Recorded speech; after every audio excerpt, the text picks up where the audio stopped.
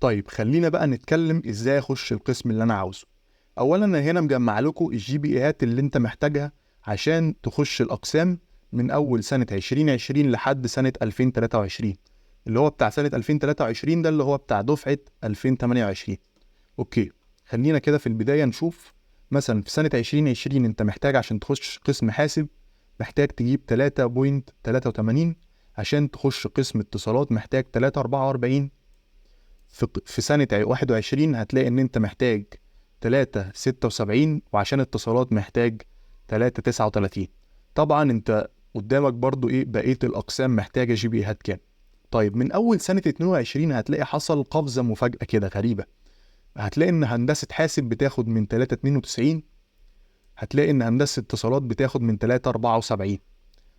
هتلاقي بقى هنا في سنة 23 هتلاقي ان هندسة حاسب بقت بتاخد من 3.95، واتصالات بتاخد من 3.79. ده انت ممكن كمان تلاحظ ان اتصالات هنا الجي بي اي بتاعها في سنة 23 اعلى من حاسبات في سنة 21. طب ايه بقى سر القفزات المفاجأة دي؟ هل مثلا الطلبة بقوا تنانين، ولا هل الدكاترة بقت تسهل الامتحانات فالطلبة بيجيبوا درجات عالية؟ طيب خلينا ندي الإجابة على الموضوع ده، إن هو ليه الجي بي إيه بيعلى كل سنة.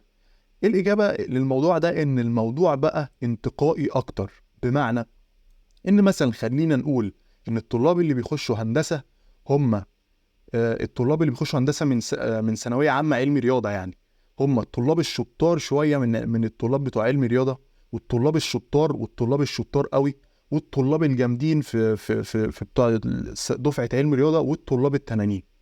طبعا كل ما بنطلع كده كل ما مستوى الطلاب ده بيزيد، وكل ما بننزل كده كل ما عدد الطلاب ده بيزيد. يعني هتلاقي الطلاب اللي هم يعني شطار شوية هتلاقي عددهم كبير، بس الطلاب التانيين هتلاقي عددهم صغير. فاللي حصل ان الطلاب اللي بقى بيخشوا هندسة، الطلاب الشطار شوية دول ما بقوش يخشوا، وبقية الطلاب هم اللي بقوا يخشوا كلية الهندسة. يعني كده اكبر فئة ما بقتش تخش، يعني عدد الطلاب اللي بقى يتقبل في هندسة بقى اقل، فالموضوع بقى انتقائي، فبالتالي عدد الطلاب اللي هيخش كل قسم بقى اقل.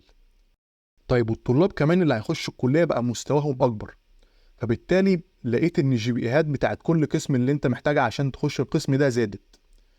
فانا بقول لك الموضوع ده عشان انت تبقى عارف انت عشان تخش القسم ده محتاج ايه، وعشان تعرف مستوى المنافسة بقى عامل ازاي. فانت مبدئيا عشان تخش القسم ده لازم تبقى عارف الجي بي اي اللي انت محتاجه عامل ازاي. طبعا هي الارقام دي مش هتبقى هي بالظبط اللي هتبقى نفس الارقام اللي هي هتطلع لك يعني لما انت تيجي تنسق القسم، بس هتكون في الرينج بتاعها. فانت لازم يبقى عندك وعي كده الجي بي اي اللي انت محتاجه عامل ازاي عشان تناسب مستوى مذاكرتك مع القسم اللي انت عايز تخشه. يعني مثلا ما ينفعش تبقى عايز تخش قسم حاسب وتتنازل عن اي حاجة من الحاجات اللي احنا قلناها هنا فوق، ان هو ازاي اضمن اعلى جي بي اي. لازم تعمل كل الحاجات دي وتعمل فوقيها زيادة كمان. تمام. وهي دي كده ان انت ازاي تخش القسم اللي انت عايزه.